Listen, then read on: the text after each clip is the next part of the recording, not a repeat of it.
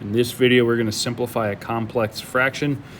Make sure we remember that these bottom things are in parentheses even though they are not written down.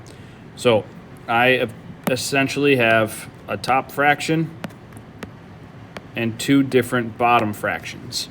I want all of these fractions to have the same denominator, which means I need the bottom number of each one to be a factor. So since, I'll use the blue highlighter, since x minus 1 is the same in two of them, I'm going to multiply this 1 over x, top and bottom, by x minus 1. And then that 1 over x is the only other denominator that I'm really worried about. I'm going to multiply top and bottom by x for these other two. Okay, it's kind of a messy thing to start off with, and that's okay. So on the very, very top in the red, I have 2 times x. That's 2x. On the bottom, I have x minus 1 times x. You can multiply that out. Don't. It's a waste of your time. On the bottom, I have x times 4. That's a 4x over x times x minus 1. Again, waste of time to multiply it out. Just leave it how that is. Plus 1 times x minus 1 on top over x times x minus 1.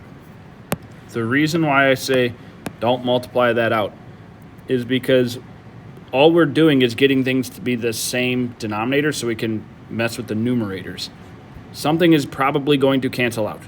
That's what I'm hoping for anyway. So if I'm going to try to cancel something out, I don't want to have to multiply it out to then have to factor it again. That's just adding in steps so we can make a mistake. Okay, so the top of my fraction, I'm not really changing. Just to be more uniform, I'm going to put x times x minus 1 instead of x minus 1 times x. But now on the bottom, I can combine that into one fraction. 4x plus x is 5x minus 1. Because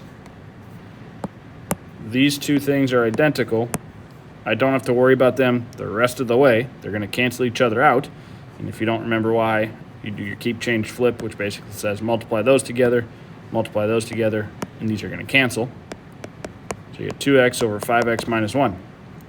If I can simplify this, I will. But I see no plus or minus sign in the top. I see a plus or minus sign in the bottom. And there's not a GCF I can factor out in the bottom. So this is just my final answer. Okay.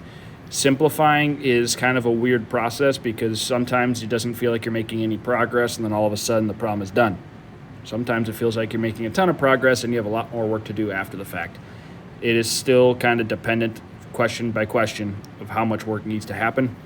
It's not a short, simple problem by any means, but this is probably one of the fastest simplifying complex fractions you're going to see.